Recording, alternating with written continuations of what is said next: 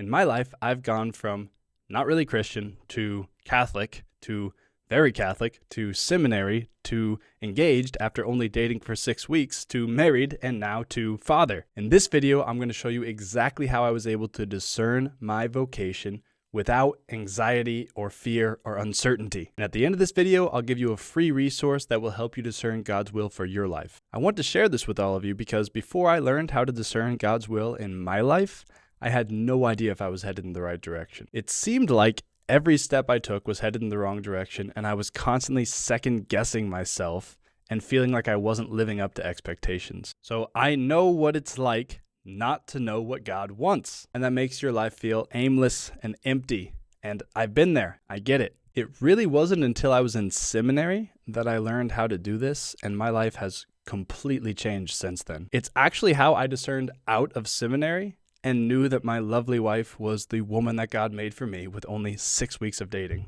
But before we get into that, I grew up Catholic, but really only went to Mass on Sundays, probably like a lot of people my age. And I certainly had not given Jesus much thought, much less my entire life. Even though I didn't have faith as a young man, things were generally going well for me. I was the MVP of the basketball and baseball teams. I graduated valedictorian. I had a full ride scholarship to the college of my choice. It wasn't until I'd gotten everything that was supposed to make me happy that I realized how unhappy I actually was. This is how it happened. In college, my girlfriend was a Southern Baptist, and we were starting to seriously consider marriage. She was really serious about her faith, and I was at least stubborn enough not to want to leave mine. We started having some pretty deep conversations about the Bible and about our faith, and that's when I realized how much there was to learn about Catholicism. I started to read the Bible, the Catechism, the Confessions, anything I could get my hands on to help me figure out what the truth was. And by the grace of God, I quickly realized that the Catholic Church is the one true faith instituted by Jesus Christ, the Son of God, for the salvation of souls. And I wanted to share that with my girlfriend. But as I'm sure you've all seen, new converts have a lot of zeal, but not a lot of tact. And so I was a little bit of a jerk in my presentation of the gospel to her. Needless to say,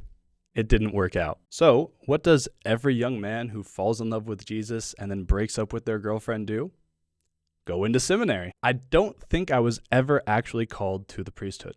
However, I don't regret my time in seminary. It allowed me to cut off many of the attachments I had and be really at peace with the idea that I may never get married. And that willingness to sacrifice my marriage to the Lord is one of the things that actually made me ready to be married and engaged for only 6 weeks. So while I was in seminary, I felt like I was putting on my seminarian mask every day. I liked the studies, I liked the classes, but I felt less myself and I felt less alive and I felt like I was playing a part to meet other people's expectations. And this was the turning point for me and the key to discernment. Here it is. If you're discerning well, you will be excited for your sacrifices. I went to seminary because I wanted to totally give my life to the Lord. I kind of dreaded the idea of becoming a priest, to be honest, but I thought that that was the best way that I could give myself to God and serve Him. So I decided to try to sacrifice everything, even my peace. But that's not how it works. That's not how it works at all. Crosses will come, sacrifices will come, but our God is a God of peace. If you're living your life with Him, there is no dread and there is no fear. And if you don't have peace, it's because you haven't let God into that part of your life yet. I wanted to give my life to God because I thought that I would be able to make a heroic sacrifice. But the problem was, all of that when I was discerning priesthood was all about me. It wasn't about God at all. And it wasn't until I totally sacrificed my life to God that I was able to hear Him speaking in my heart. So the principle is this: all good desires come from God. And if you're able to silence all the desires of your own heart or all the desires that are put there by the evil one, then you'll be able to hear Him speaking clearly. Your truest, most genuine, most authentic self, those desires come from God. Even once you've learned to do this, this doesn't mean there's no difficulties and no struggles and life becomes just a trail of roses. There will be times of anxiety and second guessing and darkness, but those times will be fleeting and temporary, and the peace of Christ will endure in your heart forever. And when these moments of doubt come, do not make any decisions. Turn your whole heart to God, cast all of your anxieties upon Him, knowing that He cares for you, and God will use that anxiety to purify you. So how did I use this principle to navigate dating so quickly? Well, it's kind of a crazy story, actually. I was working in Indiana after I discerned out of seminary, and at this point I knew that God was calling me to marriage because I'd already eliminated the possibility of the priesthood. A Catholic school in Arizona offered me a job, and they needed a teacher by January 4th, and it was already mid-December.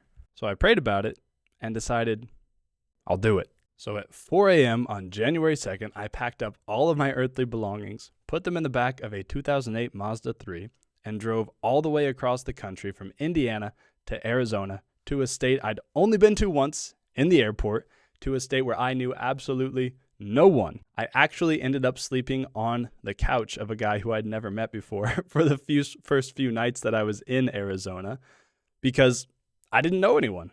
So shortly after I get to Arizona, my wife and I meet, and that's actually a really funny story, but we're not going to get into it in this video. If you want to see a video of me explaining how I met my wife, and maybe I could have my wife on the channel to help me tell the story, leave a comment below and we can do that in another video. But once we started dating, I knew within 2 dates that she was the woman for me and that I was going to marry her. She was smart and funny and easy to be around, and there was just so much peace in her presence. And this is how I knew that she was my wife, because I was looking forward to sacrificing my life for her. I was looking forward to laying down my life for her and for our future kids as her husband and as the father of our future children.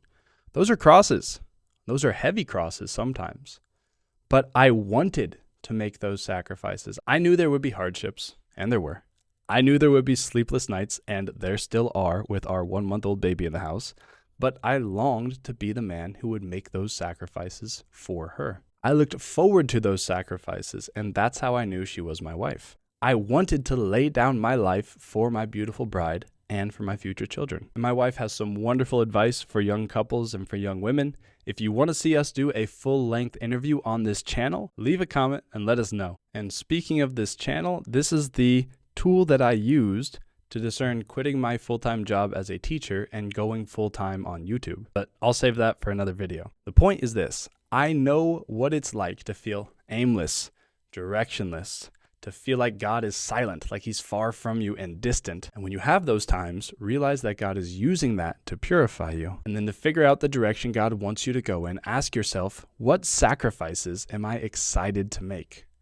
What sacrifices am I looking forward to? What crosses could I gladly carry? So if you're watching this, know that God is with you. He is with you. He is closer to you than you are to yourself, and he is with you, and he wills your happiness. He wills your salvation. He wants to be with you for all of eternity. Know that. Start there.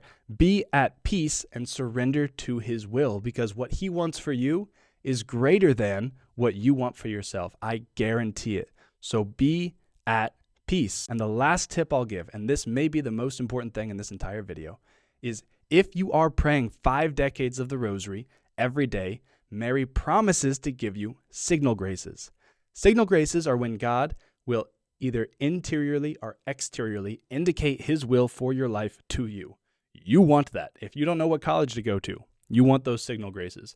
If you don't know if you should be married or become a nun or a priest or religious, you want those signal graces. If you don't know if the girl that you're dating is the one that you're supposed to marry, you want those signal graces. So start praying 5 decades of the rosary every day, and you'll be able to go about your discernment with an incredible amount of cool and calm and confidence that other people won't have. Who knows? Maybe you will have so much confidence that you'll be crazy enough to ask a girl to marry you after only dating for 6 weeks.